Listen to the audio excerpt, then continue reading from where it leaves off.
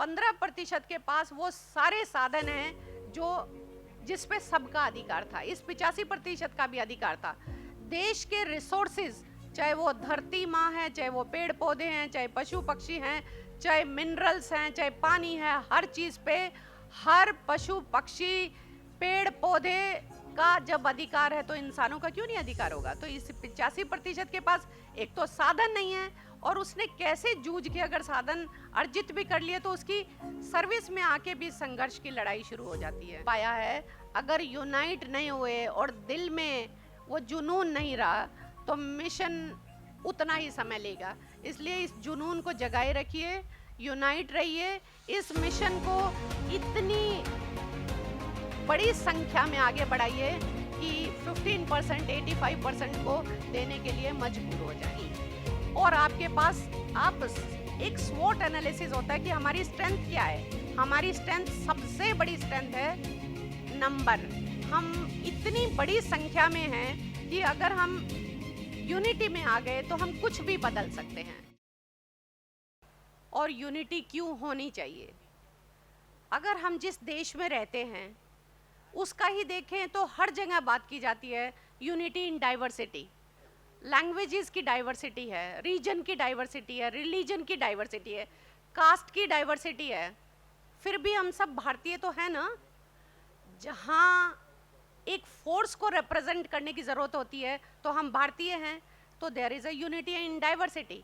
जब हम दूसरी तरफ देखते हैं कि हम यूनिटी में कहाँ नहीं हैं, तो आप देखोगे कहीं भाषा के आधार पर झगड़े हैं, कहीं पानी के आधार पे झगड़े हैं, कहीं नदियों पे, नालों पे, धर्म पे, जाति पे झगड़े हैं। तो ये डाइवर्सिटी तो एक ऐतिहासिक फैक्ट है। अब मैं ये चिंतन कर रही थी कि यूनिटी हम मूल निवासियों में क्यों नहीं है। अगर आप हिस्टोरिकली देखें तो हैव नॉट्स, जिनके पास साधन नहीं होते, उनको संघर्ष करना ही पड़ता है। और जिसकी सामाजिक पहचान नहीं होती और जिसे नीचा दिखाया जाता है और जिसे अनटचेबिलिटी जैसे फेस करना पड़ता है, तो उसके पास तो बहुत सारी नेगेटिविटी है। तो यूनिटी क्यों नहीं है, उसके बहुत सारे जड़ से लगे हुए कारण हैं। एक ये है कि बाबा साहब कहते थे 10 डॉक्टर, 20 इंजीनियर, इतने अधिकारी हो जाएंगे तो मेरा समाज बहुत उठ जाएगा। लेकिन आज मैं एक एक मंत्रालय में देखती हूँ 50-50 डॉक्टर्स हमारे हैं, शायद हज़ार आईएएस अधिकारी हैं जो एलाइड में हैं, रेवेन्यू में हैं, पुलिस में हैं, आईएएस में हैं, कितने इंजीनियर्स हैं और कितने लोग हैं जो पढ़ के बाहर चले गए और कौन कितने हैं जो पढ़ने के लिए बाहर चले गए। लेकिन क्या कारण उनका है कि वो इतना जितना कंट्रीब्यूट करना चाहिए उतना नहीं कर पाते? उसका एक कारण है, वो जो साधन संपन्नता से बड़े नहीं होते, तो जब वो एजुकेशन ले लेते हैं और सर्विस में आ जाते हैं तो उनके पास पीछे लीगेसी नहीं होती है, उसको पीछे से सपोर्ट करने वाला कोई नहीं होता, तो वो सर्विस में रहते हुए भी साधन से जूझता रहता है, बच्चों की फीस भरने में, स्पाउसेस को के साधन जुटाने में। और फिर वो देखता है कि अगर मेरे साथ दफ्तर में कुछ गलत होता तो मुझे कौन प्रोटेक्ट करने वाला है। तो मुझे ये लगा कि ये यात्रा जो उसने करके एजुकेशन लेके जहाँ पहुँचा वहाँ भी वो विचलित है।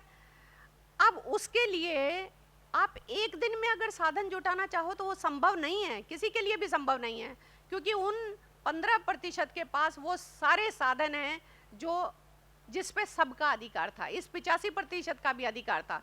देश के रिसोर्सेज, चाहे वो धरती माँ है, चाहे वो पेड़ पौधे हैं, चाहे पशु पक्षी हैं, चाहे मिनरल्स हैं, चाहे पानी है, हर चीज़ पे हर पशु पक्षी पेड़ पौधे का जब अधिकार है तो इंसानों का क्यों नहीं अधिकार होगा। तो इस 85% के पास एक तो साधन नहीं है, और उसने कैसे जूझ के अगर साधन अर्जित भी कर लिए तो उसकी सर्विस में आके भी संघर्ष की लड़ाई शुरू हो जाती है। तो मैं इतना कहूँगी कि अगर संगठित रहोगे तो जीवन शुरू होता है सबसे पहले गांव की पंचायत से। अगर आप संगठित हैं और किसी आंदोलन से जुड़े हुए हैं और आपको पता है कि ये आंदोलन इस क्रांति में बदलेगा और ये क्रांति ये रिजल्ट लाएगी, और आपके पास अब एक स्वॉट एनालिसिस होता है कि हमारी स्ट्रेंथ क्या है, हमारी स्ट्रेंथ, सबसे बड़ी स्ट्रेंथ है नंबर। हम इतनी बड़ी संख्या में हैं कि अगर हम यूनिटी में आ गए तो हम कुछ भी बदल सकते हैं। दूसरा जो मैं देखती हूँ कि क्या हमारे पास एजुकेशन है, वो डिग्री है। अब मैं पूरे दुनिया में ट्रैवल करती हूँ, मैं देखती हूँ कि खाना खाने के लिए पैसे नहीं है। मैंने कहा क्या किया है, बीकॉम बीएड, एमएससी बीएड, 5,000 की नौकरी के लिए चक्कर लगा रहा है। तो क्या ये एजुकेशन सही है? उस एजुकेशन के साथ साथ हमें ये देखना होगा कि वो हमें सही दिशा में एक वोकेशनल ऐसी स्किल भी दे दे जिसके दम पे हम अपना रोजी रोटी कमा सकें और आगे बढ़ सकें। अब साधन कभी भी ऐसे नहीं होंगे कि एक दिन में हमें सब कुछ मिल जाएगा। ये बरसों की लड़ाई है जो बरसों से हमारे पूर्वजों ने की और यहाँ तक पहुँचा दिया। और बरसों की लड़ाई ये भी नहीं कह सकते कब तक ये चलेगी कि हम उस प्लेटफॉर्म पे आएंगे जहाँ हर धर्म, जाति, ऊंच नीच, क्लास, इस सब से उठ के हम उस लेवल पे पहुंच जाएंगे जहां यूनिटी की हमें बात करने की ज़रूरत ही नहीं होगी।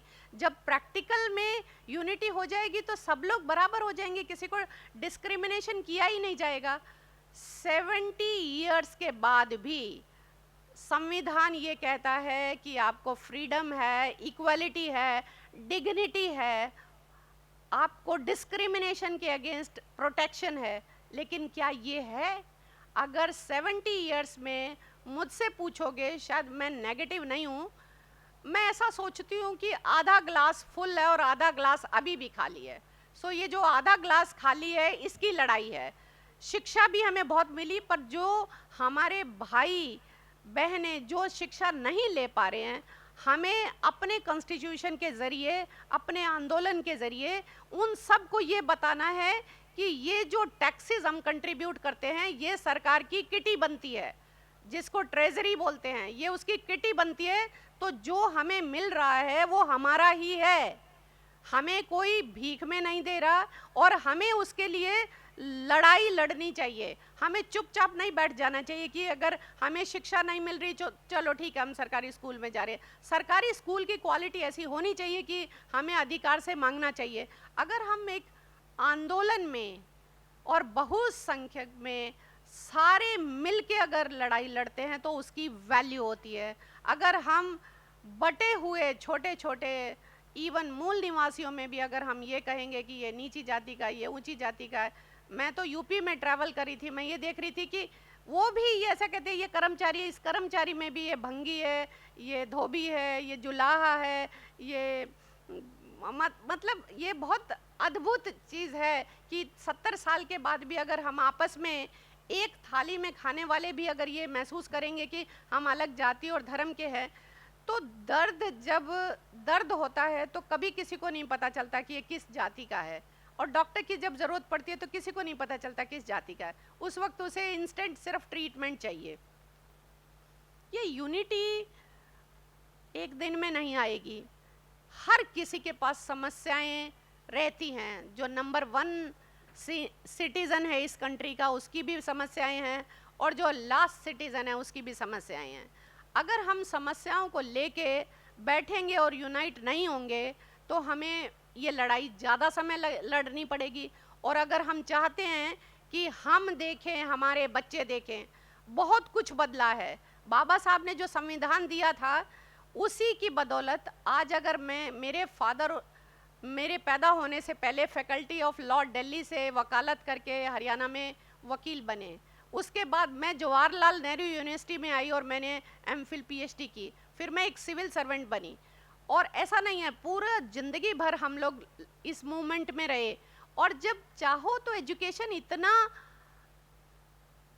मुश्किल मुद्दा नहीं है, पर सोशली एक्सेप्टेंस मिलना, सोशल पहचान मिलना, आप अपने दम से ये कह सको कि मैं यहाँ पैदा हुआ और मेरी ये पहचान है, ये बहुत बड़ा क्वेश्चन है। आज तक भी ये बहुत बड़ा क्वेश्चन है। कितने सारे आईएएस ऑफिसर्स हैं, कितने आईपीएस ऑफिसर्स हैं, कितने डॉक्टर्स हैं जो अपनी पहचान बताते हुए इतना हीन भाव से ग्रसित हो जाते हैं। तो मुझे लगता है फिर उस पढ़ाई का भी क्या मतलब। ये आंदोलन जब यूनिटी की बात कराता है तो ये आंदोलन शिक्षा की बात करेगा, ये आंदोलन स्वास्थ्य की बात करेगा, ये आंदोलन उस आईटी की बात करेगा जिससे हम यहाँ 1000 लोग बैठे हैं, लेकिन पता नहीं कितने लाखों लोग डिजिटली हमसे जुड़ चुके हैं। अगर फेसबुक से जुड़ सकते हैं, इंस्टाग्राम से जुड़ सकते हैं, मेल के ज़रिए जुड़ सकते हैं, तो कितना बड़ा आंदोलन है ये। हमें तन मन धन से इस आंदोलन के प्रति अपना समर्पण देना चाहिए और विश्वास रखना चाहिए कि जो हमारे साथी हमें लीड करते हैं, जो हमारे साथ चलते हैं, वो अपना खून पसीना देते हैं इसके लिए कि हम यूनाइट हों, एजुकेट हों, एजिटेट करें, अपना राइट्स लें, हम भी अच्छी तरीके से जिएं और हमारी आगे आने वाली जनरेशन भी जी सके। क्योंकि 85% है, उसका तो अधिकार है ही। ये 15% ने लेके इसे ये सोच लिया है कि ये उसी का ही है, सिर्फ ये भ्रम है और उस भ्रम की आदत पड़ गई है। मुझे ऐसा लगता है कि इस भ्रम को आप सब लोग मिलके ही हटा सकते हैं। अगर यूनाइट नहीं हुए तो जैसे 70 इयर्स गए, सब कुछ मिला, लेकिन फिर भी जो फ्रेग्रेंस जो मिसिंग है वो अभी तक नहीं मिल पाया है। अगर यूनाइट नहीं हुए और दिल में वो जुनून नहीं रहा तो मिशन उतना ही समय लेगा।